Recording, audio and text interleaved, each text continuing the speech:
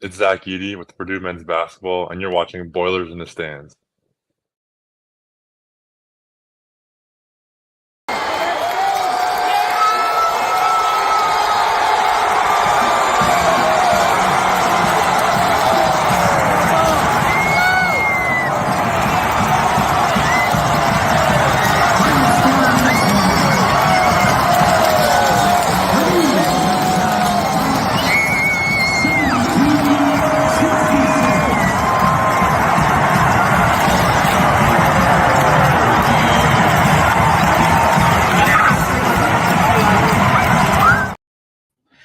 Welcome back to Boilers in the Stands. We took a little bit of a hiatus here, shaking off the rust here for a little season review. The season what that was. There is the final buzzer in Detroit when the Purdue Boilermakers made it to the Final Four over the Tennessee Volunteers, and that was a special moment for all of us.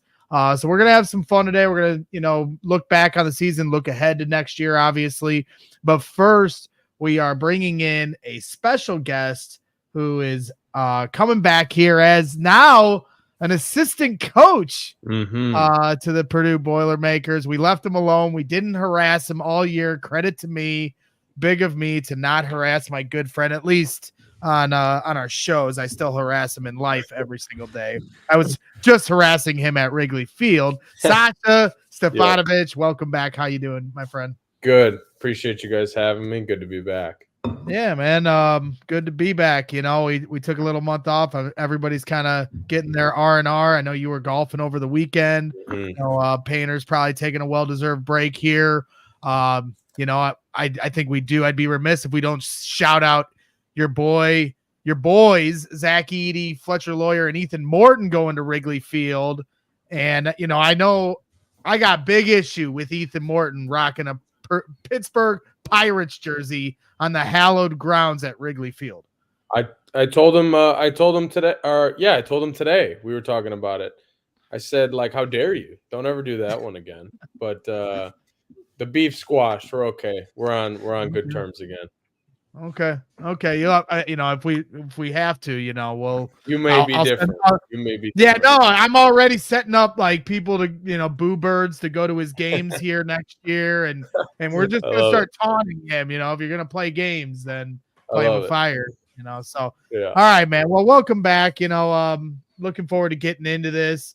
Obviously, your transition, from player to coach here in the last year is certainly something we're interested in talking about. So let's just start there. What was this like for you this first year in? Matt was always somebody that trusted you as a player on the team to kind of lead the guys, understanding where you're supposed to be on offense and defense. How much different was that for you, understanding, the system itself, but now doing it, under the guise of being a coach and trying to help the players see that same vision?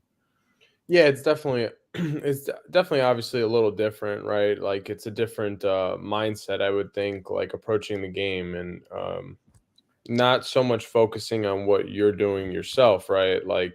As a player, you get consumed a lot of the times with what you're doing and what you want to do and how you're going to get better to help the team and this or that or whatever it may be. But kind of shifting your focus to things that are going to help others so they could succeed for the team was, the shift of mindset for myself. But it was really a good, obviously, for us to finally get over the hump of getting to a Final Four and getting to a national championship in my first year of coaching was really a really cool experience for myself. But it was really, a rewarding year for myself. I think I just learned a ton. I didn't really know if I've been honest about it. I didn't know if coaching was something that I really wanted to do, but now that I'm in it, I really enjoyed it and I liked it a lot more than I thought I would. So I really am excited about moving forward and continuing to, go on this path.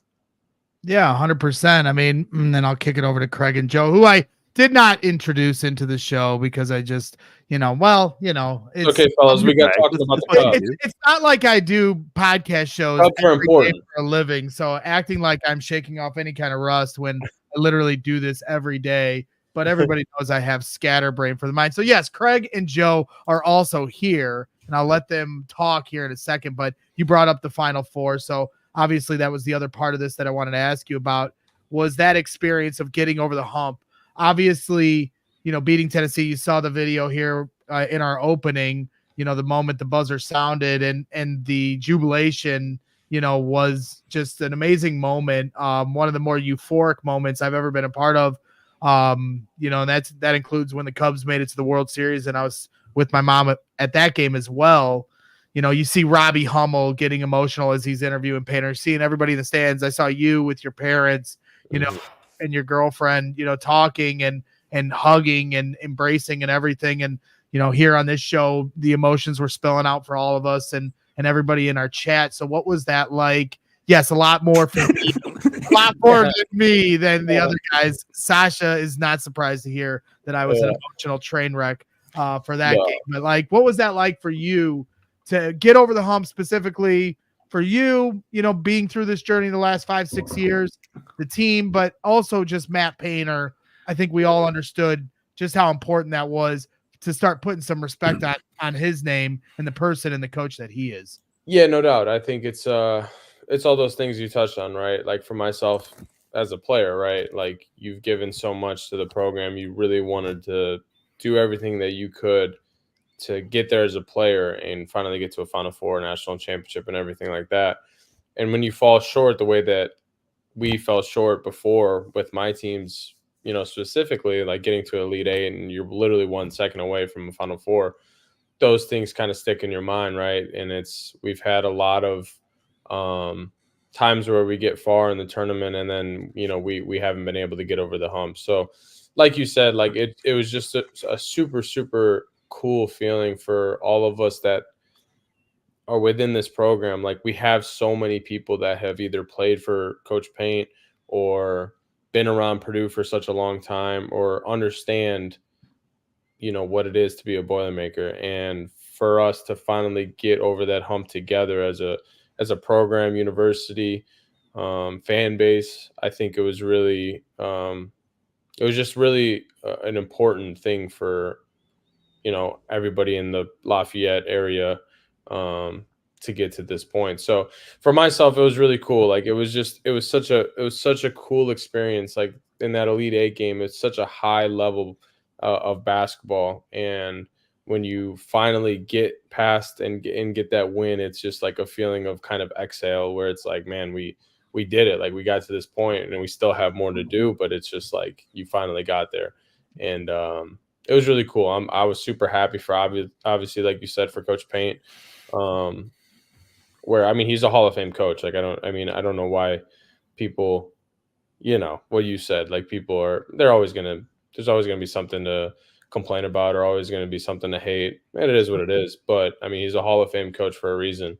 And for him to finally get kind of that stamp where people could kind of relax a little bit about the whole Final Four thing was exciting for him. I thought it was a really cool thing for him and our entire staff, players and program and fans in general. So 100%.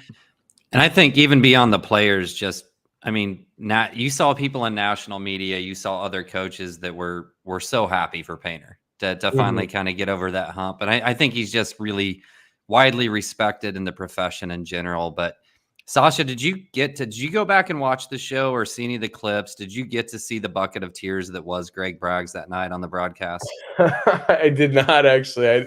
There's so much going on and so much stuff. I don't know if I caught that one actually. I'm gonna have to send you the video because like 3 different times we just had to mute him and then we eventually just kicked him out for like 3 minutes until he could gather himself and come back onto the show and like be reasonable for a little bit. But it was amazing because like Purdue fans loved it. There were so many Purdue fans that were having the same reaction as Greg in real time that it was like a little beautiful moment there with Greg and the fans. But no doubt, for Purdue, first time to the Final Four since 1980, first time to the national championship game since 1969.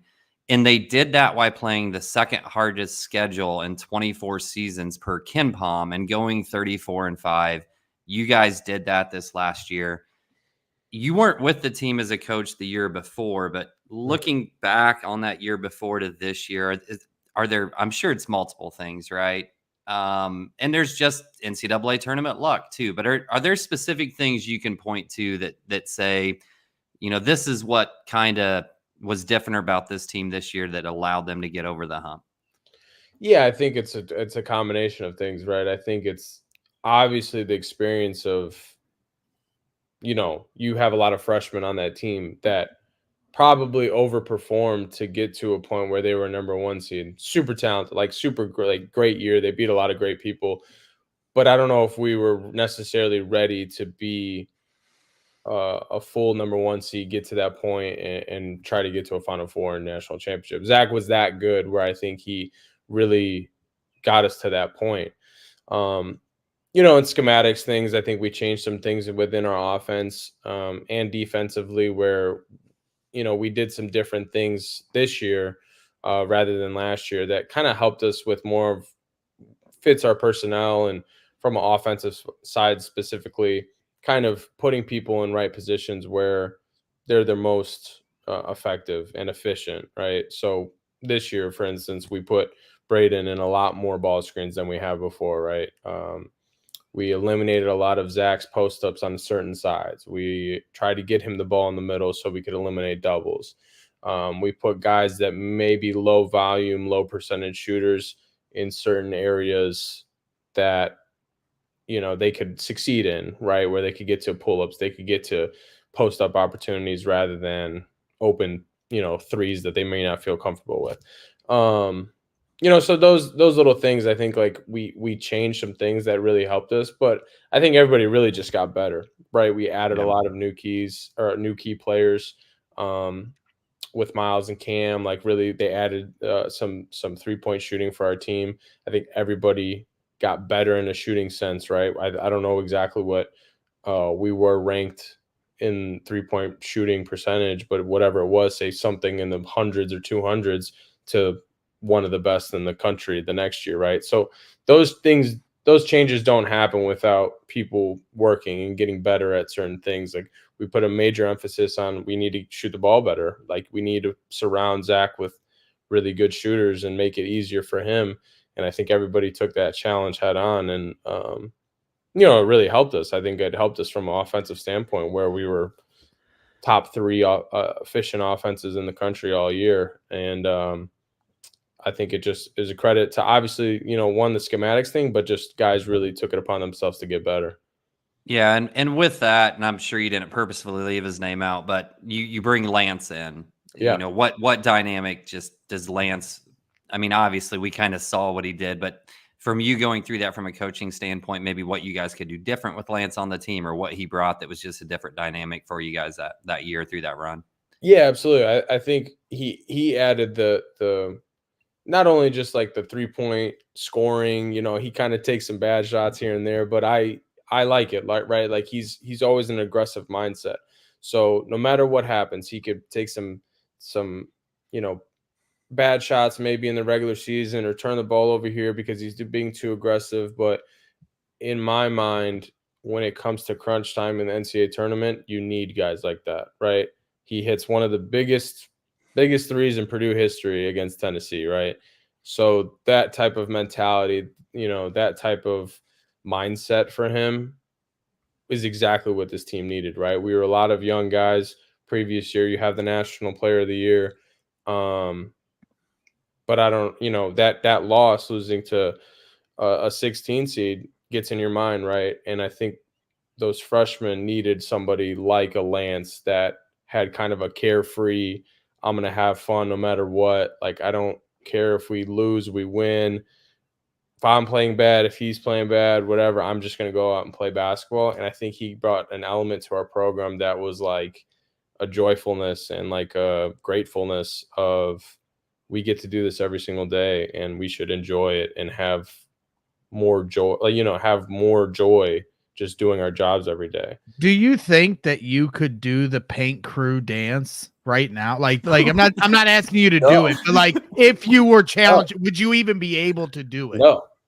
Where did this come from? I might be able to now just because he does it so much, but no. Probably not. Yeah. No, I was wasn't confused. Yeah, no, I wasn't asking him to do it live on the show. I was just I asking, would not like, be Lance, into it anyway. it's like become his dance. Yeah, You he's know, awesome. and I'm like sitting here like, you've been there how many, 6, 7 years now, Yeah. and you probably couldn't do the dance. It's now his dance. It's the Lance dance. But he genuinely, like, I mess with him all the time. Like, we're good friends, and like we're really, we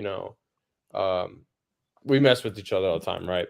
But he is genuinely one of like the most important, one of the best Purdue people and players, and I don't know, just an impact to this program that we've ever had. Like, he's an unbelievable player, but he's an unbelievable person. Like, he is the definition of a Purdue basketball player. Hell yeah. Yeah. So the one player that we haven't really talked about much is this guy that was at 7'4", 2-time National Player of the Year, Zach Edey. A little two-parter. One, do you know that you assisted on his first collegiate basket? I did, yeah, because we did a cool little video. Sometimes we like to mix things up in our film sessions, right, where we kind of show some like fun stuff, and it gets redundant every once in a while. So PJ, when he does his, the main offensive bulk of what we're doing, he's like, hey, let's do something cool for senior night, and let's show them with their first ever bucket at Purdue, and then, maybe like a memorable basket, or maybe their last, or maybe just like a memorable bucket. And so when I was clipping it, and I was like, dang, I didn't realize I threw him his first bucket. And I do remember that play vividly, because I remember I threw it, when I threw that lob, I thought I threw it maybe 20 feet over the basket. I was like, oh, that's a turnover. I'm coming out, or I'm getting yelled at or something. And then he caught it, came down and dunked on like 3 people. I'm like, whoa, like, he could be a player, Yeah, and he had one other play during that game where it was just he like caught it over 2 dudes. It was crazy. The play that Sasha's referring to, I just call it the lob play. I don't know what the terminology is, but for anybody out there, it's that where Edey like fakes like he's going to go get the ball at the top of the key, and then kind of steps back. There's a lob over from the wing. So that was part one. But then part two of it is you're in this unique spot of you played with Edey for 2 years, and then I know you went and played overseas for a year, and then you coached. And I don't know how much, you were a professional basketball player for a year. I don't know how much you were able to keep up with Purdue and all of that in terms of like really watching games. When you came back, right, for coaching, and that say first week or whatever, what stood out to you about Edey? Where when you left, he was wow, this guy is really good, but he plays like 18 minutes a game to at that point, he was the returning National Player of the Year. I think there's a few things. I think one, just like and it happens throughout college, like his body, right? Like the fact that he was able to lean out, get stronger, and play and run up and down the way that he did these last 2 years specifically, especially this last year, it was night and day compared to when I was a player with him and compared to where he is now. And it's not, obviously he was a super talented player, especially his sophomore year when I was playing with him. He was one of our leading scorers, right? But he wasn't as polished, I would say, as he is now, right? He works so hard on like his hooks and his his drop steps and all that stuff that he works on, but like his ability to move with the basketball, like catch it, just simple passes, handle double teams, but when he sets ball screens, like his ability to sprint out of them and catch lobs, like those were things that like he could do, but he couldn't do at like a super high level yet.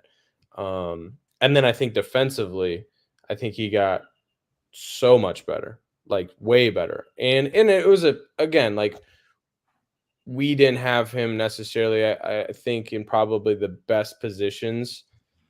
My 2 years with him defensively, I think in ball screen actions, we probably did more of a flat hedge rather than a full drop with him, which kind of it hurt him in a way, right? Like that's not his game, right? In drop, he's elite. Like he's a really good defender in drop. And when you tell him when you're in drop, when we get to a certain point, you're going to veer or you're going to block shots or whatever he could do, it made him such a higher, elite defender, which really helped him just elevate his game. And then I think from obviously like a rebounding perspective, like he was always so good at rebounding, but like he's getting 15 to 20 rebounds like it was nothing. Like it was just like another day. But the one thing that like really stands out with Zach about like to me is people get so worried about like, oh, he gets so many fouls drawn, people don't call him, or he gets every call, like however you want to look at it, right? Or this or that, whatever.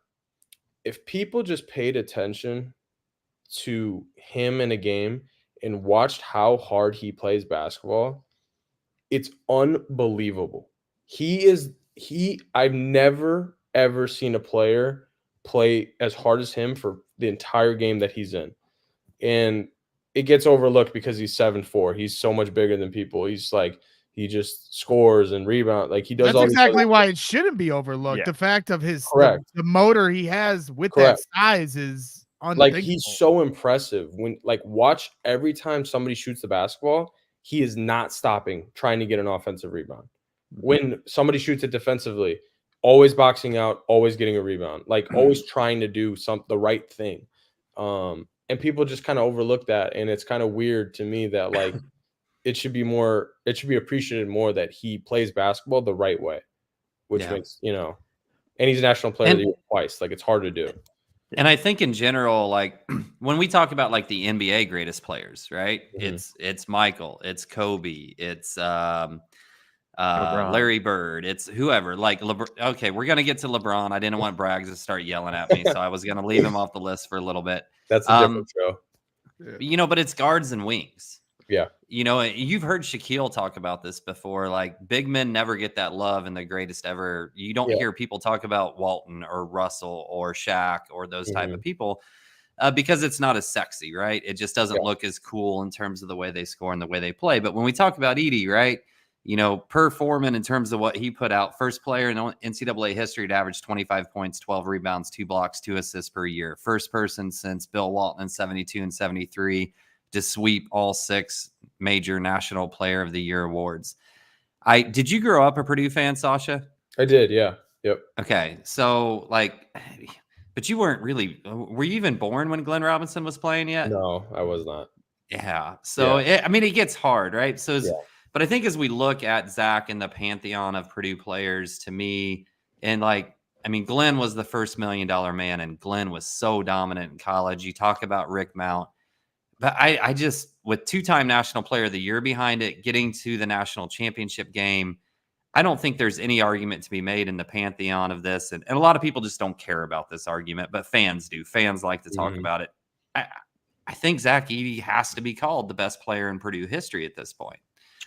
Yeah, I would. I mean, again, with respect to all of the legends that we've ever had, like I would totally agree. I think that he is well deserving of some type of statue or something that is kind of further honoring him. But I mean, what else has he done, right? I mean, he's leads in rebounds, leads in points. He gets us to a national title. Like, I don't understand how you can't name him that. But I mean, like, again, like all these other, we have so many, Glenn Robinson, Rick Mount, John Wooden, Joe Barry Carroll. Yeah, Joe Barry Carroll. Like all we have so many great players. So for him to even be on that list is crazy. Like when with all of the accolades that you were just mentioning, like Coach Paint and me were talking about it one day, like every statistic that comes out about him, about his accolades or his whatever, like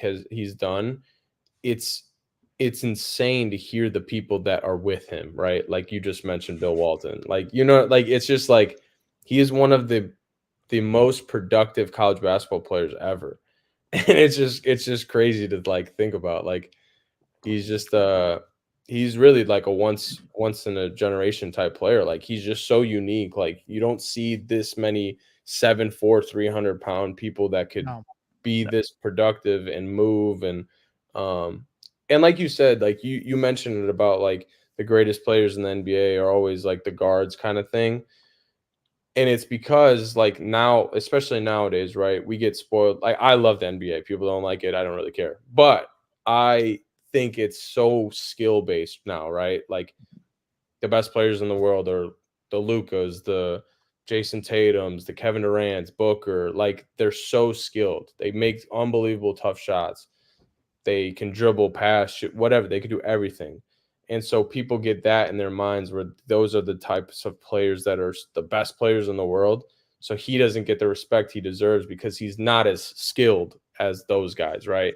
He dominates people with his physicality and his size, but like he's so good at what he does. And I wish that people would focus more on that stuff rather than, you know, he just draws fouls. He just does this. He doesn't shoot. He doesn't, you know, it's like he is one of the best college basketball players of all time. So, Well, you're 100% right. Go ahead, Joe. I was just going to say, I wish that like I did a video on Edey, like kind of breaking down his career. So I was watching a lot throughout his career, and we both kind of already mentioned right there. You said you threw that lob like 20 feet over his head. He catches dunks, and there's some other stuff. It's like that stood out right away. He's like, oh, this dude's good. Mm-hmm. But at the same time, like I wish I did it during the season. I wish that a lot of these people just went back and watched his freshman year. Mm-hmm. Like, yes, he was good, but like just having that as a reference point to like, oh, he's like the best player we've seen in like maybe 30 years or something. Yeah. I just wish people were able to do that, because I think there'd be a lot of different perspectives then. Absolutely. I tell this story, and I don't know if he likes me telling it, but I tell whenever his first day on campus was, we played open gym, and it was during COVID time, so it was a little weird. We had to go play open gym at like a different gym, like to get away from like Purdue. We kind of like secretly did our open gyms.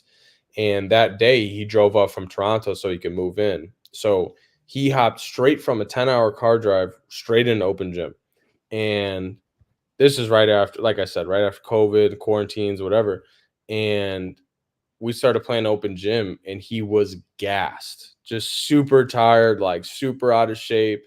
And I forgot who I was talking to. Maybe it was Eric or Travion or something like that. And I was like, this dude, like, I don't know, man. Like, I don't know if he can play. Like, he's out of shape. Like, he wasn't moving well. Like, I was like, I just don't know. And I was, he turned out to be this guy, but it was just funny. Like, right away, I was just like, he's going to maybe have to redshirt. Like, he's got to get in shape, like all this and that. And he just turned out to be he's so competitive, which makes him so good, right? Like, he never wants to lose anything, which kind of it allows him to have a chip on his shoulder where he's gotten this good. He's putting himself in position where he's going to be a first-round draft pick, which is crazy. Yeah. Were you shocked by those videos at all of him draining threes, or is that something you guys saw in practice? No, not really. Like, everybody else is so shocked by it, but like, he wasn't doing that my first 2 years with him. Like, he definitely that's developed these last few years. He's always had a good jump shot. He just never has to do it. But this last summer, me and PJ, while he was preparing for Team Canada, we really worked out with him every single day in the summer, 7 a.m. and just worked on that type of stuff, right? Like his shot, catching the ball, moving to a different action, ball screens, pitches, getting out of it, getting to short rolls, like all the little things that could help him in the NBA. We tried working on with him, and you kind of shelve it for the season because you don't really need it while he's playing here at Purdue. But we've seen it for a while. It's pretty cool for him to do it on that stage, like the combine, and like he's had a really good week, and he's shown that he's going to be a good player. Yeah, it's going to be interesting to watch his development in the NBA. Obviously, we're all rooting for him. And to your point, he's a good shooter. He's shown this 2 years in a row now at the combine. And I guess, while we're on this topic, and then we'll move to some other things, but like now that, like, depending on or wherever he goes, like how hard is it, or how long will it take for him to integrate this shot into his game? Because like Painter was on with us to start last year, and he predicted he was going to make 10 threes or something. He said like 10 threes.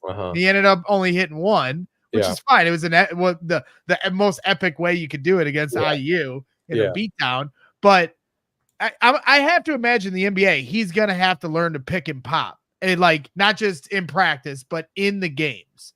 So like, how hard is that? Because like you said, it's almost stupid for him to shoot because of how efficient he is at the basket. Mm-hmm. Yeah, but it was just unnecessary, right? Right. Like, just never had to do it. So at the NBA level, though, you have to imagine teams are going to force that chess match a little more, where he is going to have to prove he can make that shot in the game. He's shown he's capable of making it in shoot-arounds or in practice. Mm-hmm. So, like, how do you predict that transition for him will be like? Like, I'm looking at a guy like Brook Lopez or somebody like that he could potentially mature into. You talk about how hard of a worker he is, so I don't sell him short of any ceiling. I'm just curious to your thoughts on his potential here at this next level. Yeah, I think it's two things, right? Like, he's shown the ability to do it, right? Like, the threat is there, right, where he could shoot and make an open shot, right? But there's a lot of guys in the NBA that are low volume 3-point shooters that are centers, right, that never shoot threes, and they make it work, right? So somebody, I don't know, somebody like DeAndre Ayton, somebody like Sabonis can shoot them, but he doesn't really shoot them, right? Like, there's a lot of center, Jared Allen, like there's a ton of centers in the league that really don't shoot threes at a high level, right? It's just become a thing because there's some unique centers that are pick and pop threats, like a Porzingis, like a Miles Turner, like whoever it is, right? They kind of provide something that centers usually never do. And so I don't know, for him, like, I don't think it's like a necessary thing that he has to be able to shoot threes. I think it's one of those things where it would be nice to have, but it's one of those where, like, he's so productive and so efficient in the other areas. Like if he rolls, like, he's unbelievably efficient in a pick and roll setting, right? Rather than pick and pop. But he could always pick and pop and get into another action even if he doesn't want to shoot, right? I pick and pop, now I'm wide open. Now I go into a shovel pass to the next side, and now my defender is sagging off me because he doesn't want to shoot. Now he's laid on a ball screen, right? Now I have, say he gets drafted by the Suns, now I have Devin Booker coming off of a wide open ball screen for a pull-up. So, like, he may not be able to knock down threes at a super high clip and a super high percentage, but I think the ability for him to pick and pop and get into different actions if he doesn't want to shoot, I think that's more of the skill that will translate for him. Joe, any quick thoughts on this before we move off of and try to kick around? Yeah, no, I'm with Sasha on a lot of it. Is like it just, and even if he does shoot, let's say, it's still, and it was the same thing at Purdue. And I texted a couple people, and like, in college specifically, what would Edey have to shoot for you to legitimately respect it? And it was like 60% on like 5 attempts a game, something stupid like that. And that's going to be the same thing at the NBA. It's like, if he does shoot, right? Let's say he does pop out and shoots a little bit. It's still, it feels to me it's still just going to be more of a, hey, he's going to take one. If he makes it, defense is like, damn, he made it. Otherwise, cool. Where the value is still going to be rolling. And like you said, if he can be that guy that, handoff hub's kind of a key term of flow into that secondary side. And something else that didn't really bring up, but like you mentioned a little bit of being able to post him center, right? And I think one thing you guys did a ton was you had him roll, but it was really just a seal in the middle of the lane. The horns high-low set is the one that I feel like you guys ran a ton. Stuff like that. That's what I feel like will translate. And that's where, and his IQ and all that. It's just, ultimately, I've been this whole season been like, I just don't see how he doesn't get a legit chance. Whether he ends out, lots of variables go into that. And ultimately, I think that offense isn't, I'm not going to say problem. Offense isn't going to be his adjustment.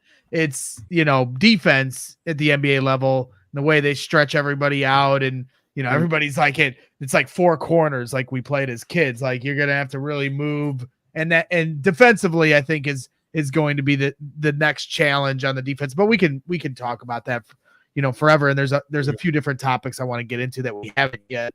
So Sasha, we've gotten through some different stuff here, but I would be remiss if I didn't ask about the national championship. Obviously getting to the national championship was just an amazing accomplishment. And I don't think anybody, including myself, like, I'm sure you guys, like, from a fan standpoint, I think everybody's just grateful for the season that you guys had and gave to the fan base and the alums and everything like that. But I'm sure for you guys as coaches and players, there's a little bit of frustration that you weren't able to get the final blow and get over the mountaintop and win the national championship, having been so close. Now, UConn has unbelievable talent, wins back-to-back national championships. So certainly nothing for you guys to hang your head on, and you guys have a lot to be proud of. Mm-hmm. But is there anything, have you watched that game back? And B, from a coaching perspective, do you feel like there's anything you guys could have done to try to make it more competitive in the second half and give you guys a puncher's chance to take down UConn? Yeah. In terms of watching the full game, like I try to watch our offensive side. So like, I really haven't done a full like watch of it. Just like full sitting down and watching it. So it's kind of hard for me to get the perspective on like the full flow of the game and everything. Cause it's kind of hard to remember exactly what was, there's so much going on. Right. But, I think there's two. So I guess specifically with the offense, and I apologize for cutting you off. So specifically for the offense, I guess the big thing they did was they didn't double Zach and stuck to the perimeter guys and said, okay, we're going to let Zach beat you. Zach beat us, but nobody else. Yeah. So was any way that you guys could have challenged that to get shooters a better opportunity? I know Lance Jones was in foul trouble as well. Yeah, I think that's like the game plan that people should have done on us, right? Like that Coach Hurley's an elite coach, right? Like he knows what he's doing. Like that's what I think, it was the way to beat us, right? You let Zach have 40, 50 points, whatever it is, but those are twos, right? And UConn can shoot threes. They didn't really shoot well all tournament, but they had guys that could really make shots and make plays. And I think it also helped them. Like they looked like they've been there before, right? Like, it obviously like them winning the year before really helped them, but they were like not scared of the moment. They weren't like nervous. They really like were aggressive, took it to us. And with them, like if you make a mistake, they capitalize on it. They're so well, like they're just polished. They're well oiled. Like if you make a mistake, you take a bad shot, it's a layup at the other end, or it's a three, or if you turn it over and it's a live ball turnover, they're getting a layup, right? And then that lead that could have been cut down to 3 is now at 10, and that's all they need, right? So I don't know. From an offensive standpoint, obviously, like the way they took away all of our shooters and everything, we could have done some different things to probably run sets to get some guys open for shots. But a lot of our guys on our team last year were not necessarily the guys that you could run off of pins and run off of screens, right? Like we had good shooters, but they were mainly either transition threes or they were spot up threes, right? Like we had few guys that you could really run off of like the triple screens that we do, or like, pins and stuff like that. So that would have been a little hard. It was just, they just had a good game plan, right? And I think also too, a guy like Lance being in foul trouble kind of hurt us because we didn't necessarily have a lot of guys that could go and make plays by themselves, right? From an ISO perspective, right? Our ISOs are to throw it to Zach at the end of shot clocks, or if we're in trouble and stuff. So that kind of stuff really hurt us. But I don't know. They're a really good, talented team, and they had a really good game plan, and they executed it to the best ability. And they're champions for a reason. Like they're really, really, really good. All right. And you talk about that game plan, and really the only other team that I remember truly selling out on that game plan was Izzo and Michigan State at a couple of different times. Yeah. But UConn wasn't running Sissoko and Cooper out there, right? They were running Klingon and who's the backup, Joe? Johnson. Yeah. Yeah. Out there. Like, and that's a little different because even though Zach got his 37, like he dominated that first 10, and then they made it difficult on him for that next 20. And then Zach kind of had another run of 10 or 12 points there at the end. So like they were able to implement that game plan, but with a center that's going to go in the first round, who's considered a high defensive threat in the NBA. So I think it's a little bit different of like, yeah, sure, everybody should have ran that game plan, but also UConn had a first round center. So I guess, and I guess the next question I had to bounce off of that is, how excited are you guys as a coaching staff? Because like I heard a lot with Painter, and it's always funny now that I've been ingratiated into this Purdue stuff since you joined, the program, and every year, whether it be, when Carson Edwards or Travion left or Jaden Ivey left and now Zach Edey left, every time everybody's like, well, you guys are done now, now you're going to have to reset. And then, oh, lo and behold, the next year you guys are ready to go. Yeah.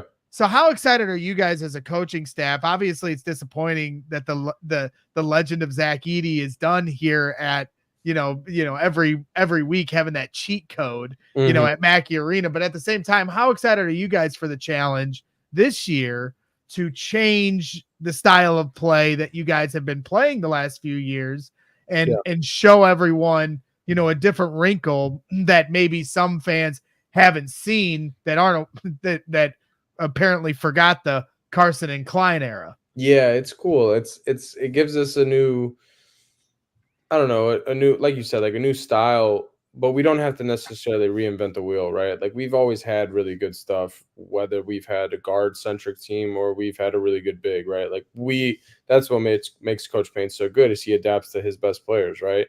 And at the end of the day, we still have an All-American caliber point guard on our team, right? So that makes things a lot easier. I think that adding in some of these new freshmen, I think like will be very interesting, right? Like for myself, right? Like I wasn't involved in any of the recruiting of these guys, so I haven't seen a ton of them play, right? Like I haven't seen live action of Jakari, Cannon, Jack, Raleigh, Daniel. Like I haven't seen a lot of them play. So for myself, it's really cool to see like how they're going to fit into our system, how they're going to, be competitive right away. Like this is it's such a great summer for us, and it's such a exciting time for us in the summer because it's going to be competitive, right? Like there's starting spots available. There's going to be a lot of minutes available in certain positions. So it's going to be pretty cool to see, like for myself, like who is going to be guys that want to play, going to take the next step in their game and bodies and whatever it may be. But like I said, like we want to do different things offensively, but we're not going to reinvent the wheel. We're going to try to play probably more faster with a little more tempo. We're probably not going to post as much. But you also have Trey Kaufman, who's unbelievable, on the post as well. So we have the bulk of our stuff that we could go to in the post as well. But just a lot of different things that, we're thinking about offensively and how we want to play, and defensively as well, right? If you want to play smaller, you could play, 4 guards or wings or whatever you may want to do. And now you feel comfortable with switching, or you feel comfortable with doing high hard hedges or instead of drops always, or, it's just a lot of different things that we could do, which makes it exciting. It's a time where we could kind of form our team and how we want. So it'll be fun. And you haven't seen any of the freshmen yet, right? There that hasn't begun. No, some are have been on campus just to move some stuff in if they're doing Team USA stuff or they medicals, but no, nobody's been here on campus to like practice or anything yet. And real quick, I'm hoping I'm not stealing your guys' thunder, Kraig and Joe here, but like in terms of the freshmen, so like freshmen have played for Painter, like Jaden Ivey, Zach Edey, Brandon Newman, like they're Fletcher Lawyer, Braden Smith. But what I was gonna get to on that, I just had to set it up. But like those teams needed the freshmen, I felt like, to start out of a roster necessity. Mm-hmm. Whereas you could make the argument that this roster has players that could start that aren't freshmen. Mm-hmm. So like, you're obviously not the head coach. You're not the guy that's going to make these decisions, but as somebody that went through it, was redshirted, has been with other guys that, started as freshmen and seen the different ways people have made it through this roster. Like there's so many freshmen coming in and they all look so intriguing. Yeah. But like, how patient are fans going to have to be for the process? I mean, we saw the process it took for Miles Colvin to start getting, legitimate minutes. So there's an vetting process to get to that point. So how patient should we caution fans to be for these freshmen coming in and the expectations they should have here their freshman year? Yeah, I would say very patient, right? It's so hard to play and be super impactful as a freshman, which makes what Braden and Fletcher did like super impressive, right? Like that's so hard to do. It's come in as true freshmen and be on a number one, team in the country. That's really hard to do, but it'll be really interesting. Like I said, like I don't know exactly who's going to come out of the mix and play 20 minutes a game, if that's going to happen, or, there could be a lot of guys that don't play as much. There could be some red shirts. Like that's what I'm saying. It's cool to see this summer and just the competitive side of these guys, where we could be very surprised by some of the guys that, come out and play really well in the summer. And, you kind of, your hand gets forced for like, dang, I got to play this kid a lot. He's going to really help us. So I'm curious to see who that's going to be. I hope it's going to be multiple guys. That essentially is what happened with Zach Edey, right? Correct. Yeah. Like he was a person that came in. It's like, you don't know, you might have to redshirt him just to help him get used to college speed of basketball and everything. But he came in and played really, really well in the summers. And that really helped. Same with Travion, right? Travion came in, a little out of shape and, heavy at the time that he was a freshman, but he was so good that we were like, we can't redshirt him. We're going to need him eventually. And we ended up, needing him when we made that Elite Eight run. So it's that type of thing is going to be really cool to see. And I would caution fans to just be like patient and just like understand that it's really, really hard to be an 18-year-old in college and play really well. So it'll be fun to see. Absolutely. I remember the first time somebody texted me towards end of summer and was like, Braden Smith's going to be our starting point guard. Mm-hmm. I was like, say what? like you don't know, right? Until you get him on campus and everybody starts playing, you really don't know, right? Yeah, exactly. Greg, I do have one quick question, then I'm going to go back to Sasha. Why does Joe have a star by his name and none of the rest of us do? Well, it's not a star. It's our logo. It's placed there on purpose. Yeah. It's just like it's a star for all of us. I don't know if you ever played like 2K, but like if you're like a really good player, you get like the star. It's just that's what I was wondering. Just in general there, but no, Sasha, I have to ask you about this because you have known Greg more than any of us, right? Like, how long have you known Greg now? 7, 8, 9 years? How long have I been harassing you, Sasha? What age was it? Probably 15, so 16, yeah. So freshman year of high school or so. 10 years. Yeah. So, Greg, as he's gotten more and more popular, has started to throw more pictures up on social media. And I just need your initial reaction, Sasha, your live reaction to this picture of Greg. Look at this. Okay. Oh, I saw this. This is the what we call Hollywood now. We got the cigar, the pool. Look at that. It's just flexing. Look at Hollywood flexing. Brags. That's the new nickname. Hollywood Brags. You're proud of your guy, though, right? Absolutely. We've grinded and we got to this point where we could flex a little bit now, right? Yeah. Right now, Brags? Yeah, we're flexing. I mean, people know here that have tuned into our show regularly. The thing that I love about our friendship, Sasha, and how it's kind of evolved, obviously just somebody as a spectator, met you through a friend, Andrew Kennelly, that was the center on your high school team, and getting to know you through that process, and then starting my coverage in my career, and like we both kind of had similar paths at the same time. Like you're doing your thing, obviously, and I'm doing mine, but we're both kind of like moving in the same direction, and it's been a lot of fun. For me, no bigger, like we're all huge fans of you, your family and friends, and all of us. I think you had 500 people at your senior day, and rightfully so. I broke the record for that. Seriously. You definitely did. That's just because honestly, it just speaks to the person that you are, Sash. Not trying to embarrass you and gas you up too much on here, but it's the truth. Like you talk about Lance Jones being a great representation of somebody that transferred over to Purdue, but you're just a great representation to any kid going to any school in the country, and the hard work that you put in as a kid and the sacrifices you made and the way you carry yourself.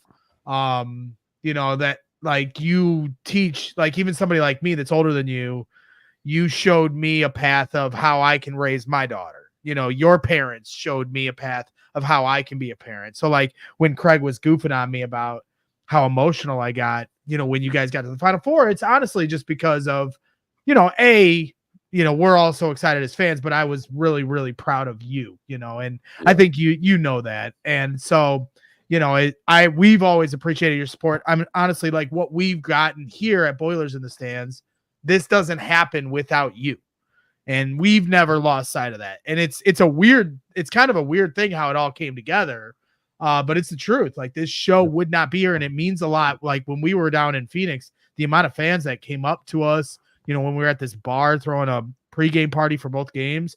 And like all of this does not happen without you. So like, it's not like for me, everybody is thanking us and I'm sitting here thanking you. So, that honestly, we owe you, and everything you've always done for us will always mean the world to us. Yeah, I appreciate that. Yeah, no, that's really kind, and you guys have it's always been good to me. So it's cool. I always like this stuff, and I always enjoy it. But it's cool to see your guys' trajectory on this stuff, and just covering like Purdue, right? Like it's so cool to see the amount of people that care about what we do, like play basketball and represent Purdue and Indiana in general, right? Like there's so many prideful people that cheer us on. So it's cool to see that you guys have done this and been super successful at it. So it's you always got a fan in me. Well, we appreciate it. And these guys, I mean, they're just amazing. Joe and Kraig I'm just an idiot that yells nonsense into the mic, and I do that for my full-time job with the Bears as well. But these guys are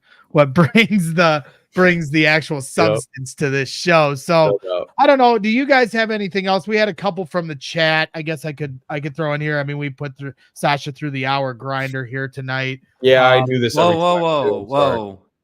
Your mom just chimed in, Greg. Uh-oh. What did she say? Said you were freezing, standing like you were a model at a model shoot, freezing, but trying to look super cool. It's true. It's true. We were opening the pool, so I had to get in there. So I had to get the stairs in the pool, and so like that threshold of going from just the bottom of your legs to above your body it's like that screaming transition. But then I started to get used to it for a minute, and it's always like it's a rite of passage to get in your pool for the first time. Flexing for social media is not so glamorous, is it, Brad? It's not. It's honest work, but somebody's got to do it. Behind the scenes, it's hard work. Making my wife take the picture on Mother's Day. I'm all class over here. Funny. So Blake's in the chat asking, "Are you watching the Pacers or the Fever game?" Pacers are down 22. Neither are going well. Got it on in the background right now. Well, in all honesty, I mean, Greg, I'm a Bulls fan, so right.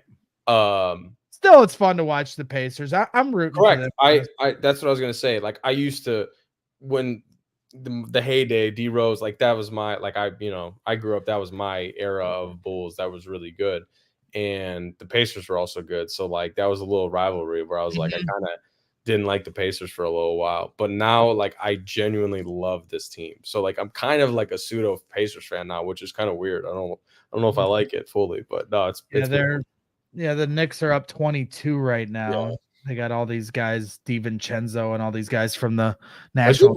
I did watch the Fever though earlier. I saw Caitlin Clark's first bucket, and then I turned this on. And they lost too, Joe. Yeah, they lost by like 20. Alyssa Thomas had another triple-double. It's interesting watching, her getting great shape. I mean, she's going to blow up in this. I don't think they could have found a better city for her to land in professionally. Indianapolis will embrace her with open arms. So it'll be interesting to see. So we had a couple more here, and then we'll let you jet. Rocket here. Does anybody know if they asked you about the new guys or what the new offensive look? We kind of went through that. Does TKR play the 5? or does Burgess or someone else crack the starting squad? I want to add on to this question really quick of like, how much have you guys even thought about next year at this point? That's you a can great still question, answer the question, dude. but like, how much have you even thought about it? That's a great question, because in all honesty, like not a ton, right? Like now I don't go out on the road recruiting, but a lot of the other assistants are getting ready to go out this weekend to recruiting. So like we're kind of more focused on that stuff right now, recruiting and kind of getting all our like ducks in a row with all that stuff. But from like a schematic standpoint, like really not much has been talked about, right? Like we're just kind of figuring all the logistics out of getting the freshmen here and, making sure everything's settled for that. But me and PJ have had like separate conversations about like stuff that we want to do offensively, but we haven't gone like into detail about it. But I would expect to see Trey definitely at the 5 more for sure, more than last year. I don't know anything about like I said, like what it said, the starting lineups and stuff like that. That's just so hard to. I have no clue, right? Like you would figure a lot of the guys that we had last year that were main players are going to play a lot. But it'll be interesting. Like I said, I don't know if Raleigh's going to be a guy that's going to have a high minutes. He could, come in and be really play really well right away and be a guy that we need. So stuff like that is just going to be interesting. But I would anticipate us to play a lot through Trey if he is the 5, where he could do things, dribble handoffs, he could short roll, he could do some different things that Zach wasn't great at, where it kind of gives us a different look. But again, it's mainly the main bulk of like what we normally do anyway. And when Jason's asking in the chat, when do you guys officially start summer workouts? That's always like first week of June-ish. Yeah, somewhere in there. Because we gotta try to get you back out to Wrigley here this year. Yeah. We'll see. And, I know you're already. I'm gonna go. By Friday. the way, I'm going Friday. We've said really going nothing Friday? about. Yeah. Say that again, Craig. I said we've said really nothing about the fact that Braden Smith is coming back, who's the second player in NCAA history with 450 points, 275 assists, and 200 rebounds. Oh, by the way, no doubt. That's what I'm saying. We've got this guy coming back. We have an All-American point guard coming back. So like he's obviously the guy that's gonna make us go. So like we're obviously running our offense a lot of the similar stuff, ball screen actions. That's why we don't have to change a lot of things, right? We did so many sets and so many things to get Braden open where he could make decisions, right? 9 times out of 10, he's going to make the right decision. Whether that's being more aggressive shooting, but now we have a different, thing we could do with TK and short rolls, where Zach we couldn't do that. So now it just gives Braden another option, really. And you're surrounding him with shooters. So it's like I said, that's the part that's going to be cool to see, but we'll see when it gets here in the summer. Yeah. Jody, you got anything left? We got one more here. Duncan Kesar is asking, and I'm pretty sure he's from Crown Point. He says Partizan or Red. Oh, you're saying Red Star, right? My dad played for Red Star, so I'm by default I'm a Red Star fan growing up. So that's always a cool thing to see European basketball. Like I really got into it this last 2 years, really, since I was a pro, and then this last year I love watching EuroLeague. I actually steal a lot of stuff from an out of bounds perspective from European teams and European coaches. So it's always fun to watch. But I've always been a Red Star fan, so it's that's kind of where my allegiance is. Joe, do you have anything else before we cut this poor guy loose? Let him go to bed.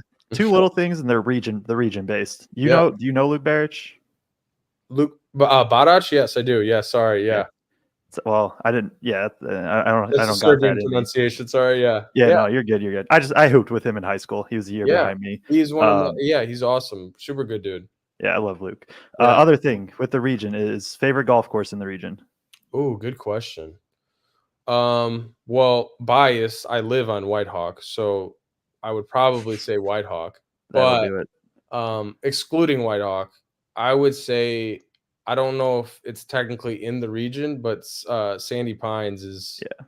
I love Sandy Pines. Sandy Pines is amazing. Yeah. That's my answer if it counts. I don't know if it's Yeah, exactly. The region or not, but if not, Lost Marsh is really cool as well. But I Yeah.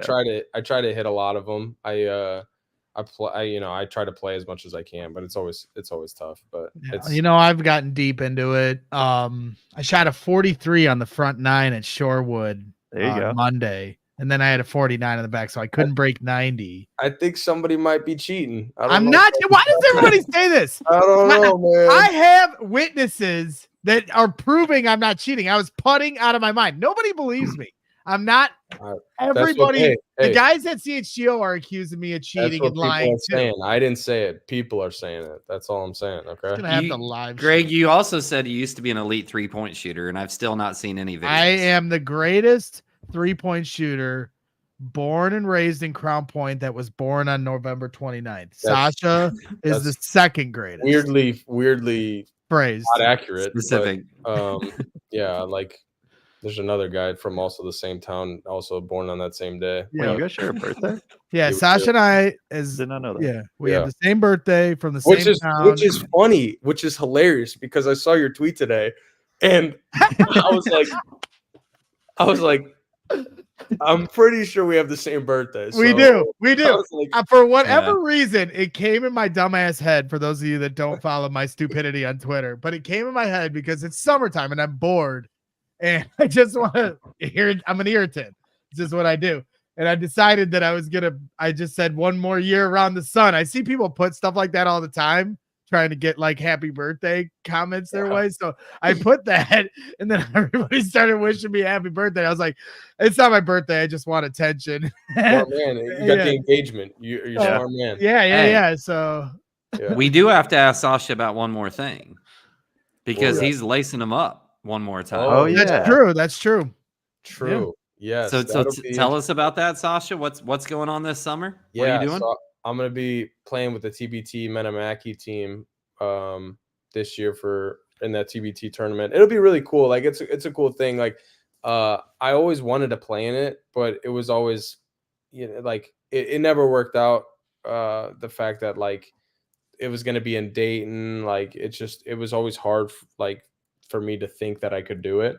But now that since it's in Hinkle this year in Indy, it'll be cool. So hopefully we could get some guys that I played with or some good former Purdue players that want to play and represent. It'll be a fun time. I really got to get in shape. I gotta start. Dude, are you gonna play with frickin' Mangus?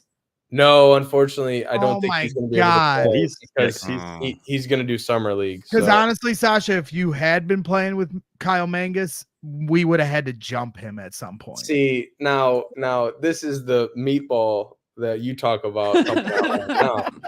Dude, Kyle's one of the nicest. I don't care how nice he is. Just because he beat me in high school, it's just we got this beef. No, like he's an unbelievable dude. Did he play for Wesleyan or Grace? He was at Wesleyan, Indiana Wesleyan. Okay, yeah. Their regional championship, these two played each other. And the game before, he beat East Chicago to get to the regional championship. Yeah. You guys beat Munster, and they beat Munster. Oh, that was the year before. But yes. Okay, I'm getting the years confused. Regardless, they meet in the regional championship. The game before, Kyle Mangus went crazy and like double overtime. It was one of the craziest games I've ever seen. And then they proceed. What was the team? Warsaw. Yeah. They proceeded to literally no shot clock. The final score was like 12-8. Yeah, and I'm 4 corners. They did 4 corners and just dribbled the ball for 4 quarters. And I was literally ready to storm the court on the coach of Warsaw. Yeah. I could not handle it. So I can't even look at high school with the shot clock. But then Crown Point ended up beating Warsaw here, right? True. So in the regional final this year. Yeah. You had some family on the court for that. So there you go. Cool. Yeah. So, all right. And then the final thing, you got any thoughts on Zach Edey completely whiffing his first pitch against on the? He's 0 for 2 right now in pitches thrown out at professional baseball teams. Like the one he threw at the Indianapolis Indians also was terrible. And then this dude at the Cubs game, like, he needs to quit telling people he used to play baseball because, like, I think he was more hockey than baseball because this has been bad so far. Like he needs to stop doing it, or he needs to learn to throw like a changeup or something, and not throw the hardest fastball he could throw. Well, He's it'd be trying to easier to do the hockey thing because they don't have like a first slap shot. You just drive the Zamboni. Like you can't mess that up.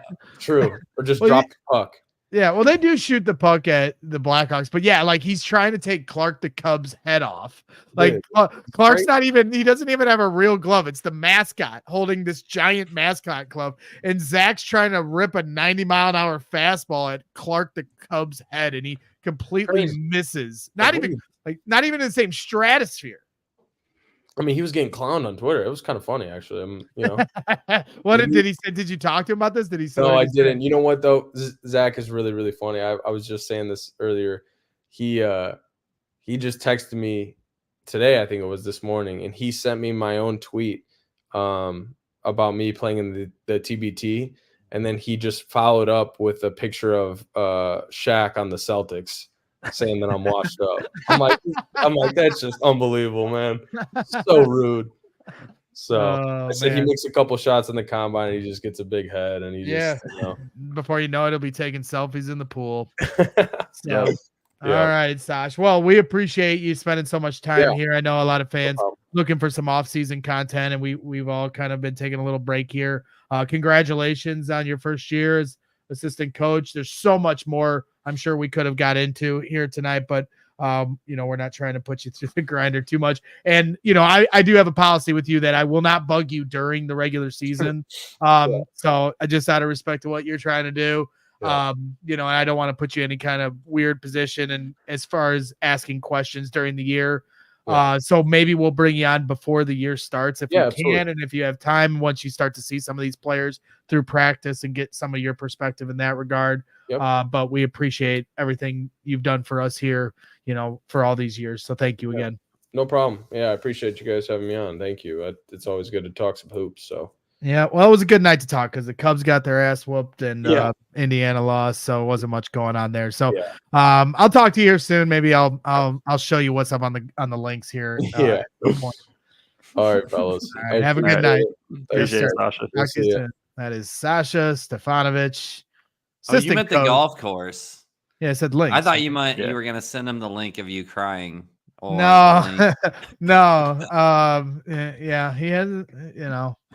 He won't be surprised. He knows just how psychotic I am in life and my emotions. I'm not a golfer, so my mind doesn't go to golf when somebody says links. I think like website. I didn't know you were a golfer, Joe. Or next time you're in the region, I'll have to give you the sweater. I still have to give you, and then we'll have to go play 18. Yeah, I still got your sweater. Yeah, I golfed all 4 years of high school, and then I was on the club team for 2 years at Purdue before COVID.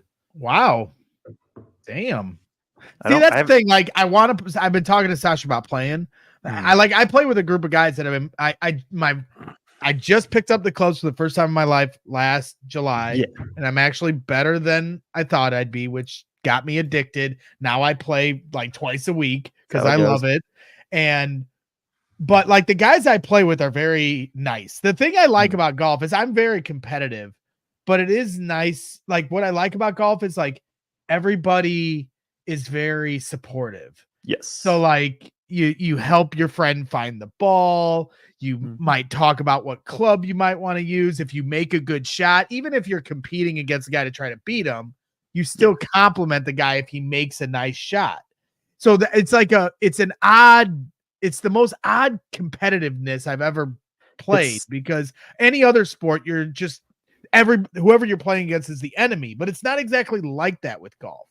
No, and it depends. It can be however you want it to be. Like if you want to play against your buddies, cool. For me, often I'm just like, I'm with people and I'm with friends, but I'm playing against myself of just like, I just want to shoot as best as I can. And it's not as much like a beat people, but just like, it's a way for me to get my competitiveness out, which is cool. But yeah, we will definitely have to get out sometime. See, but that's the thing. So like I play well with these guys because I've been playing with them for a year now, so they know kind of what I'm good at, what I'm not good at, or whatever. And then if I play with other people who are now hearing because I have a big mouth and I tell people that I'm good, and then I go out there and I completely dirt one, and they're like, this dude's lying about his scores. Then I start thinking about it, and then I don't play as well because I'm not lying. I shot a 43 on the front nine at Shorewood. Jokes aside, I fully believe you. Thank you. God dang. But it is fun to make jokes like that. No, it hurts my feelings. Nobody believes me. Call me a liar, saying I'm cheating. I take that shit personal. Whatever. So yeah, everybody's having some fun here tonight. You know, we ran it back. We knocked the rust off. I went to the bathroom while you guys were Kraig, talking golf because Kraig. I can contribute nothing to that conversation. I played for 2 years, threw my golf clubs away the last time I played because I think it's a horrible, horrible, horrible game and that it's only meant to torture people. And then he froze or something. Oh, No, no. I I thought he froze. Like, damn, that was good. I was just ending with it's a horrible game meant to torture people. Yeah, That's it. just the way you froze, though, like it legitimately looked like you were froze on the screen. So I don't know, whatever else you guys want to get into. I know we're already over the hour mark here of the show. It was a nice long interview, but you know, we haven't had a chance to talk since the season ended. The last show we did was the national championship post-game show. Let's hope we have another one of those here in our future here on Boilers in the Stands. You know, so I don't know if there's anything else you guys want to talk about, whether it's the season and things you've thought about since then, or if there's things looking ahead that you wanted to talk about. You know, I mean, the floor is yours. I'm down for whatever. Or I can just end the stream right now. It's totally up to you two. Well, I mean, I think a couple things. So one, Joe and I were talking about this earlier, and we're not going to get in depth with this or anything, but I am a very much what's next person. That's how I am in my personal life. My personal successes, as soon as there's something done, I'm a what's next. So I started looking at next year within a week. I love that Purdue did everything that they did, but I'm just have that what's next mindset. So just to kind of briefly touch on that, I think coming in this next season, there's some things, some narratives that are really cool. One, we're going to see a completely different team. We're going to see a different type of offense. I think Joe and I, from our conversations that we've had before, have some questions on defense about how we're going to protect the rim and those types of things. But I think Purdue fans maybe need to enter this season with a little bit of patience, but I think there's a lot of talent coming in. There's a lot of talent coming back, and it's just going to be really interesting to see.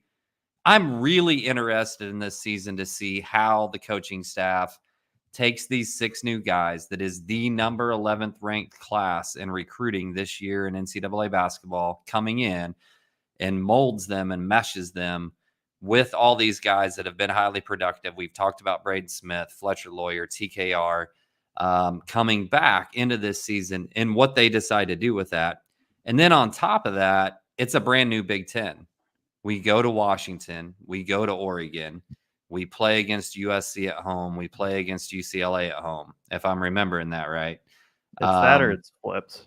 But I'm pretty sure we go to Washington and Oregon because I was excited because I've never been to Washington or Oregon, the states. And UCLA is coming to Mackey. I remember one thing on the schedule that I was like, okay, that's cool. So I was already looking at that and thinking, like, do I go to the MT in San Diego or do I go make that swing trip in UCLA and Washington? Because I tend to travel a little bit more than you guys to go cover the team. So already looking at that, but a lot of exciting new players. Joe and I really haven't talked about it. I assume this summer we may dig into some of the Big Ten teams a little bit more in depth, but we talk about Cannon Catchings coming in. The second highest ranked recruit, I think, in the Painter era, maybe the third highest recruit. Second. I think it's second. Biggie is first, right? Right. Tamika Catchings' nephew. Right now, looking at Giovanni's 2025 NBA draft projections, like he's got him going in the 20s in the first round next year in the NBA draft. You bring in Glenn Dogg's son, who's an absolute beast defensively and an awesome combo guard. You got Burgess, you got Cox, who's a sleeper in this class. If you've watched what Joe's been putting out, Jacobson and Benner. I don't know, Joe, if you want to touch briefly on any of those before we sign off, if we're just going to save that for an entirely different night. I mean, I just finally finished my first kind of round of film on all 6. So, I mean, yeah, Catchings is a dude. Like, I'm high on Catchings. I'm high on Catchings, Harris, and Cox. Like, I'm really high on all of them. Um, I don't know if there's going to be the minutes for it, and there just may not be. Cox might just be a 10 to 15 minute a game dude year one. Like, he just might be that. Harris probably, like, he feels like he's the most natural backup point guard on this Purdue roster to me. If Catchings develops any sort of off the dribble stuff, I think he's done after 1 year. Because he's 6'9", 6'8", 9, 6, 8, 9, whatever. And he's an NBA 3. Whether he's a college 3 or a college 4, he's an NBA 3, right? That's the $1 million question, though, is, we all see his potential, but how quickly will he be able to reach that potential within the season? And will it be in time enough for his stock? Obviously teams draft on potential. It doesn't necessarily have to just be what he does as a college freshman, but will it be enough to be a top 10 pick, or would it be more worth it to him the way Jaden Ivey ran it back for a second year, which catapulted him into the top 5? Yeah, Ivey was ranked in the 80s when he came in. So, like, it's a different dynamic. There's more talk and discussion around Catchings. Catchings has played well. They both played against pretty elite talent right on. But Catchings is 6'9". Like, when you look at the modern NBA, the modern NBA is built off of 6'8", 6'9" wings. So he is, kind of the diamond that everybody's looking for if he shows that talent. We've seen dudes go to college their freshman year and average 12 points a game and still be a lottery pick. Because like you said, they're drafting off potential. And if he shows those flashes, this is a different, but we've never seen that at Purdue. Like we see that at Kentucky and Duke and Kansas. Yeah. But we never saw Zach Edey at Purdue, and we never saw Jaden Ivey at Purdue. I get that. But is the league ready to start looking at players at Purdue the way they look at a player at Kentucky? I don't know if to me, there is some evaluator bias, right? Isn't that, or am I, is this another meatball thing? No. Kraig, evaluators that's the hardest part of evaluating. And as I'm working through every single freshman and transfer, it's like, I personally have not looked at rankings. I could not tell you what a single guy is ranked because I just want absolutely zero bias coming into watching film. There absolutely is bias, but I don't know. In terms of the 1 or 2 year, it'll be something we'll probably have a better grasp on towards the end. But I think the thing that's right, because Ivey's the guy that's like, hey, he came back and he immediately became a top, a lottery pick, eventually top 5 dude. By most mocks, Ivey was like a late first round if he went after freshman year. It wasn't like Ivey was not going to be drafted. It was just I could just come back. It's a little worse draft class. It made him millions of dollars coming back. If Catchings, if Catchings is put in that same spot, maybe he's just like, no, I want to just go be a pro. So there's that aspect too of say he's ranked 25 to 35, we'll say, for next year's draft after the season. It could be simply some dudes just don't like college that much. Some dudes just want to be a pro. And I'm not saying I have zero idea whether he is or I don't know what he's like, but there's that aspect too of just hey, it's going to be what he wants also. Yeah. And go ahead. Glenn Robinson was the number 1 pick overall and $100 million man, which to you guys seems like a long time ago, but to people my age, that wasn't that long ago.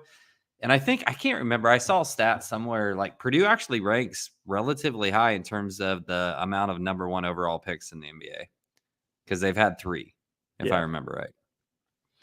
And I think we'll have a show here at some point here this summer where we'll get more into each player. Joe, if you're following Joe on Feed the Post podcast, if you go to YouTube and search Feed the Post, you'll find his personal channel where he's done a lot of individual breakdowns of players, including Cannon Catchings, that are a lot of people have been tuning in for. And if you aren't subscribed to that channel, what are you doing with your life? you moron. So aside from that, I do think that we'll have a separate show where we really get into the nuts and bolts of each player coming in. Multiple shows. Yeah. I mean, we're just kind of winging it, enjoying our summer, letting you guys do your thing. And but we'll have shows here throughout the off season as we gear towards October, once the first open scrimmage where players are able, where fans are able to see these guys. I think we'll have an opportunity to maybe go to some of these closed practices. I might even take a trip out to West Lafayette for some of those if I can. Purdue's just been so gracious to us as far as helping us with access. Obviously, being able to cover the Final Four and stuff was a pretty cool bucket list moment for all of us. So we owe Chris Foreman and the whole Purdue program a lot to what we're doing here. So so like I said, we'll get into a lot of this stuff over the summer.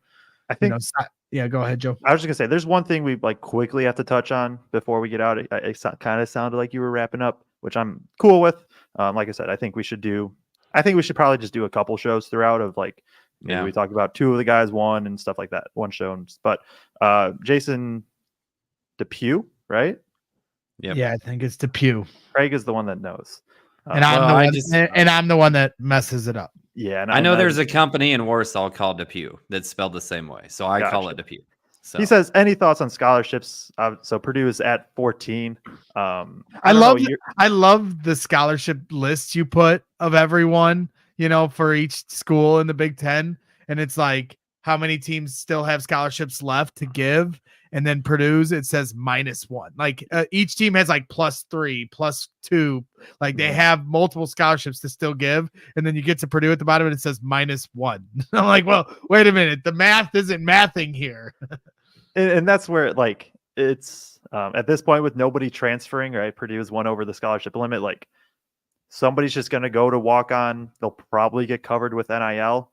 I don't know your guys' take on it. And if you have a different one, then definitely call it out. But for me, I just don't care. Maybe if I was at a school where I didn't trust that they'd be taken care of, then yeah. But Purdue's going to do right by their guys. Somebody's going to, I would assume it's an in-state tuition dude, goes to walk on, gets covered with NIL. For me, it's just never, ever been a big deal. It's going to work out. Yeah, no, I gotten the same read from the different people that I've talked to that's the most likely situation. And you have a couple of in-state guys already on the roster that aren't maybe necessarily playing the most minutes, and you have a couple of in-state guys that are coming in. So where exactly that ends up, I don't know. But with the NIL situation being what it is, and the fact that you can pay walk-ons NIL, it would be really, really easy to go ahead and take care of it that way. So I do have one more thing, Greg, before I'm officially done tonight. If it's okay, if you would give me 30 seconds here. Have you found another picture of me? No, I've not found another picture of you. I did prep, Joe, before that happened tonight. I wanted it to be a surprise for you, Greg. Thank you. No, it is May 14th, 2024, which means that it is my daughter's 20th birthday. And I want to give Mallory a shout out. So yeah, Greg, let's give her a round of applause. She's upstaging my fake birthday. Yeah, I guess so. But want to give my daughter a shout out on our 20th birthday. I've gone through a lot of different ups and downs in my life, and kind of the one mainstay is my daughter's always been there with me through all of those years. And she recently got admitted to Purdue. I'm officially going to be a Purdue dad. Let's go. She's Nice. starting an internship working for a researcher on a research project for a guy who won a World Food Prize this summer already as she comes into Purdue. So super pumped for her to come to Purdue. She'll be back here. She'll be living at home. So I'll be much more responsible for the next 2 years, Greg. But just happy birthday to you, Mallory. Love you to death. What is a World Food Prize? Is this something like I could win with the amount of Taco Bell I eat? Okay. No, it's That'd be a world record, I think. It's a That's what you're scientific looking for. prize. So it's for scientific advancements related to food. So Norman Borlaug won the prize, the Nobel Prize, and he Okay. petitioned the Nobel Prize to create a specific award related to agriculture because he's credited with saving 1 billion lives for creating dwarf wheat. And they said no. So he donated his own money and created a prize called the World Food Prize that he donates $1 million to an agricultural researcher every year. So there you go. Interesting. That's my lesson for you guys. That was good. Yeah. Well, congratulations. Mike's asking what FFA chapter. I don't know what that means. She went to Tippecanoe Valley High School when she was in high school. So that was her FFA chapter. Yep. Okay, cool. Yeah, well, congratulations, Mallory, and happy birthday. Her real birthday. I'm celebrating a fake birthday today because I'm bored on Twitter. You could have waited, like, you said yours November 29th, something like that. You could have waited 15 days and it would have been like your half birthday. That's true. You know, I did kind of feel maybe that's what I was feeling, like that I was halfway around the You were there.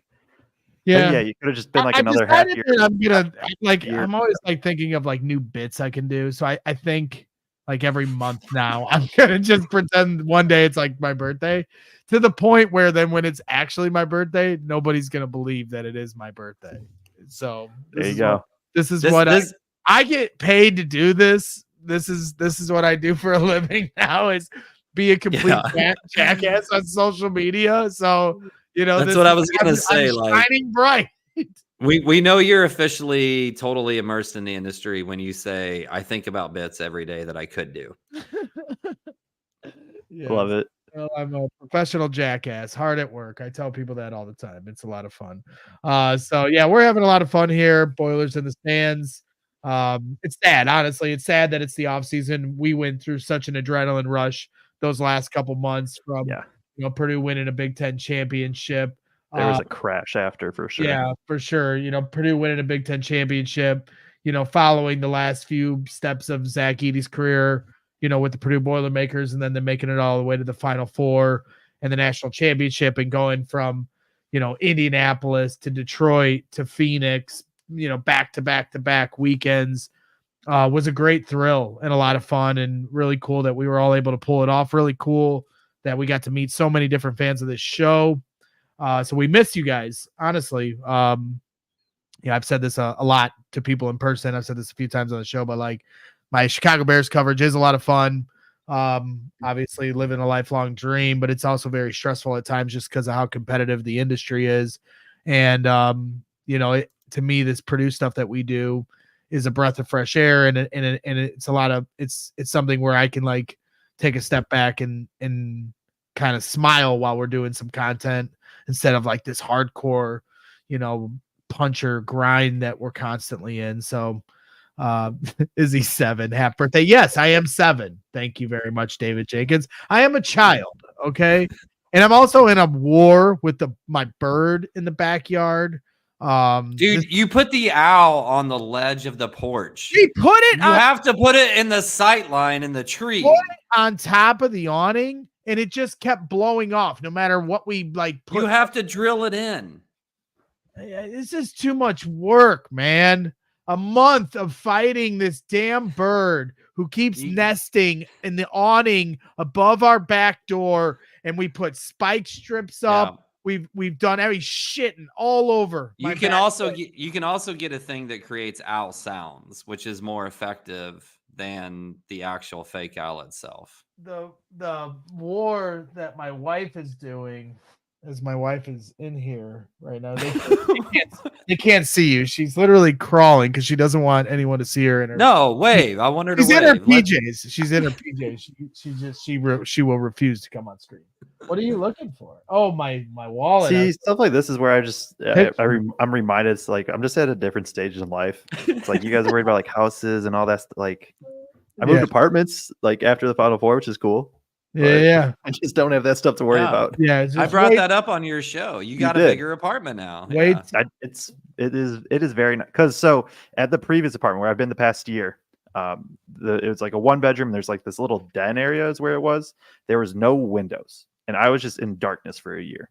And now I have a window right here, and let me tell you, the sunlight, man, it just makes you feel a little better. It really does. There's something to it. Do you have to put sunscreen on though now? Not inside, no. But Okay. outside, yes. Yeah. Lots. Well, just wait till you buy a house and then birds shit all over it every day. Blake Widmer's in the chat saying, Braggs, thanks for the Detroit confetti. You're the man. No problem. And to follow that up, Icy Mike saying, my birthday was May the 4th. May the 4th be with you, Mike. There we go. And he says, Braggs didn't give me shit. Actually, Mike, I still have a shit ton of confetti in this here box. And the day you actually come by and hang out, because you are a fellow region rat, and the day you actually come over here and hang out with me, I've got some confetti with your name on it, and I've saved it for you because I knew you asked for some. The reason I knew, we're going back to the half birthday thing, the reason I knew your half birthday would be May 29th is my half birthday is May 4th. Okay. Which is his birthday. A lot of birthday talk here tonight. I know. A lot of May birthdays, yeah. 1 November, but yeah. And it's my birthday. Well, your half birthday then. And it's me and Mallory's birthday today. Stephen Nicholas, my producer from CHGO, that is also my mentor in a big way as far as me learning how to do my job correctly on a daily basis, and saves me and helps me look a lot better than I actually am at our company. Says hit the subscribe button. We're so close to 2,500 subscribers here on our Braggs and Stan channel, where we feature a lot of Boilers in the Stands, obviously coverage, and I try to do Chicago sports coverage whenever I have time, which is none. So we appreciate everybody that subscribes to the YouTube channel. Please hit that like button. If you're still hanging out at this point, you obviously love what we do, as we wrap this show with 30 minutes of nonsensical bantering. But we do a lot of fun Purdue basketball coverage, as you guys all know. So make sure you hit that like button to the show and subscribe to our channel. We appreciate everybody hanging out. Ryan Lewis is asking here in the chat, Joe, do you know Bennett Reich? I know from of golf. Him. I don't know him. I know he was good. Knows is of good. him. Okay. I'm sure I can beat him in golf. Yeah, definitely.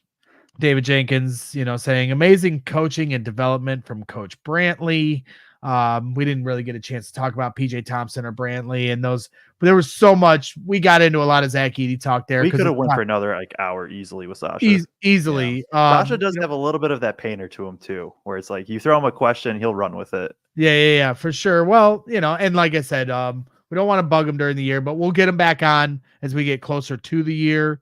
And once he's got a little more, and then we've gotten past some of the coaching pleasantries, like what was it like coaching under Painter, Zach Edey talk. So we've gotten some of that stuff out. So when we get closer to the season, we can get into more of the nuts and bolts of how he approaches his job and what they're going to do with the roster and things of that nature. And we can talk about Brantley and PJ, because there was one point where Sasha said, like, I don't watch the defensive possessions, I only watch the offensive possessions. And I certainly was looking like it was just, we were getting so stretched out, but I wanted to dig more into that. Mike, you're always welcome. You and your son can come swim in my pool while we take selfies and look Hollywood. Your son will have to take photos of Braggs. Greg, we must have done a bad job tonight. This is the first show I can remember in months without a super chat. Yeah, well, I don't know. Well, we're rusty. It's, Duncan Kesar saying, I think Zach is going to be a lot better in the NBA than people think. I'm certainly interested to see, like, he's only been playing basketball for 7 years. That's well documented. And Joe was showing just how much better he's gotten from his freshman year to now. And so just think about 4 years from now he isn't doing homework anymore. And it's his job as a professional basketball player to just get better. And you see how his shooting has gotten so much better. Let's see how he adjusts defensively. There's so many things that, I think the sky's the limit for him as long as he can go to the right type of team. A lot of people are giving me shit at our CHGO studios in Chicago saying, like, I bet you want the Bulls to draft Edey at 11. I mean, if they did, I'd obviously just be excited just from the standpoint that, our connection from Zach and going to the Bulls, but I don't know if the Bulls are the right fit for Zach. And so what I'm rooting for ultimately for Zach is for him to go to the best fit he possibly can. So I don't know if the Bulls have a ton of needs. So I don't know if a developmental, I don't know if that's being disrespectful to Zach, so I apologize, but like somebody that they're going to have to develop into what he may or may not become at the next level. It's just so intriguing to see if he'll be able to assert his dominance the same way he did from college to pro. But obviously there is going to be an adjustment that is going to take place for Zach one way or another at the NBA level. And I don't think that's disrespectful to say that. No, I mean, in all honesty, I'm looking at it. If he gets 15 minutes a game, I consider that a success in the modern NBA personally. I don't know. Joe kind of gave a side eye, like he thinks that might. Oh no, I have the WNBA pulled up. Okay, I gotcha. Like if he gets to the point where he's averaging 15 minutes a game and he plays for multiple years, where the modern NBA is right now, I would consider that a success. I've seen a decent amount of talk around Miami, which I would love. Because I think Coach Sproul is a genius down there, and I don't think he drafts Zach unless he has a plan for Zach. Yeah, no, and I could go because like even at the beginning of this season, it was just the whole like 3-point shooting and all that. Like, yes, it is a thing, and if he gets to a level where he's respected as a shooter, that's huge. That is, I'm not disregarding that. I just think there's still there's just like warped perception that like every single big shoots now. Right. And there's probably there's a handful that people would say are like legit shooters. Now there are guys that maybe will take one or two and they can knock it down at like a 34-35% clip. It doesn't move defenses necessarily, but they can knock them down. And that's where I think Edey could get to. But it's not like I think whether he shoots 35% on 1 3 a game or 2 3s a game, I don't know if to me that just that'll never make or break his career. And again, like we talked about, we're all so transfixed on whether or not he's going to be able to shoot at some point in his career. But offense is not his issue. He can score at the basket. He can rebound. He can rebound. He can make shots at the free throw line.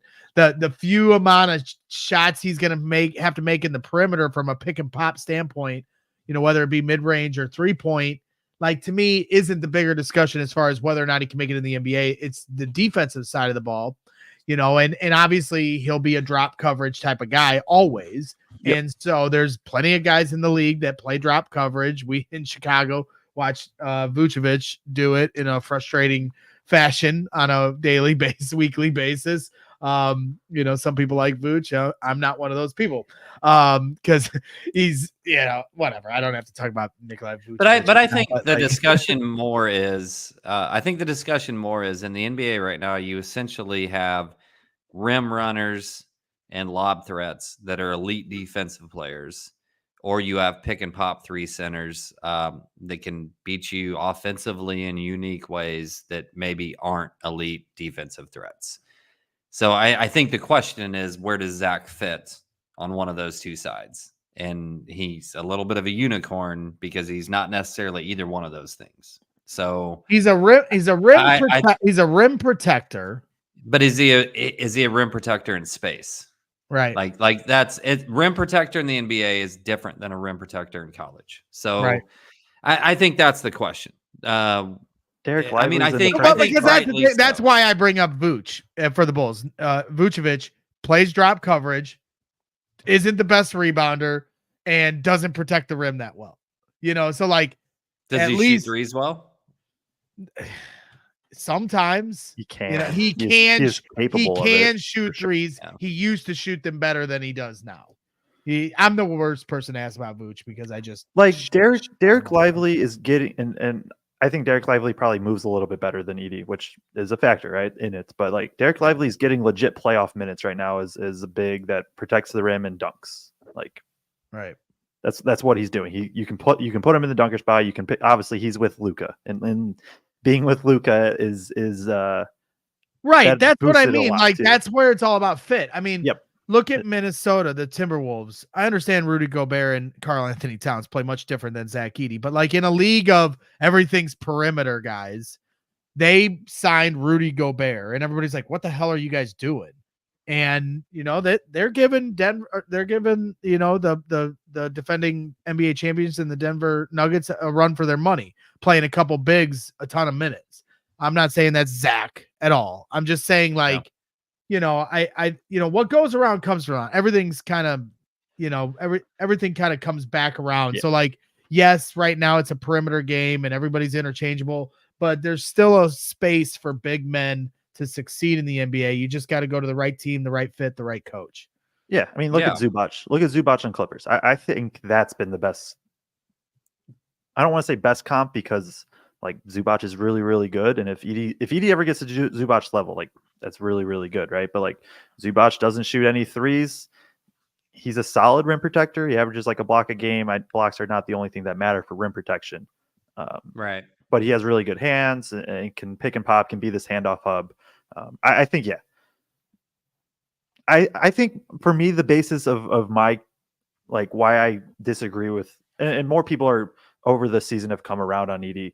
My like argument or critique with it is just like, I think people don't quite give coaching staffs in the NBA enough credit also in terms of like they're going to put the dude in the right, or not always, but in general, they're going to put the dude in the right spot to succeed. Now, whether he ends up in a spot where that can happen, yes, we'll see. And that's where it comes back to what Braggs has said. And what I think Kraig probably, I think has said it, and everybody will, is like fit is just going to be the most important thing for him. And that'll be determined probably whether he gets the second contract or not. But like, yeah, I think there's I'd love to see him go to San Antonio and play by Victor, who can play fun. like a 4.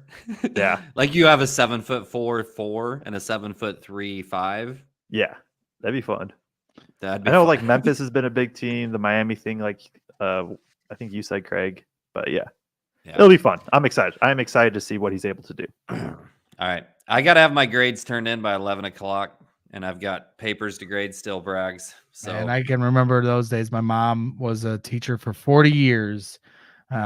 Teaching is a full-time job that you don't ever get to clock out from. You are working 24/7. So a lot of respect to you and all the teachers out there. Both my mom and dad were teachers. But I can remember many a nights my mom grading papers late into the night. So sorry for holding you up with some more nonsense talk, but we had some fun here tonight. Thank you once again to Sasha Stefanovic, as always, for giving us his time and all his support for everything he does. Tom Bowner, Boiler Up from Venice, Florida. Pacers lost by 30 to New York in New York. So now it comes back to Indianapolis, I believe, for game 6. Big game on Friday night. See if the Pacers can push it to 7 games, as Denver and Minnesota have just tipped off. And this playoffs has just been great. So I'm going to get to watching that. Thank you once again to everybody in the chat. We missed you guys, as I said. So hit that like button on your way out. We will see you here soon. We're always kind of winging it here in the off season on when we're doing shows. So just stay tuned for announcements and updates. See if we can get some other special guests to come on while the off season's ticking along. And other than that, enjoy your summer. We'll see you here soon. Love you guys. Thank you to Joe and Kraig for all your hard work. And always, always boiler up.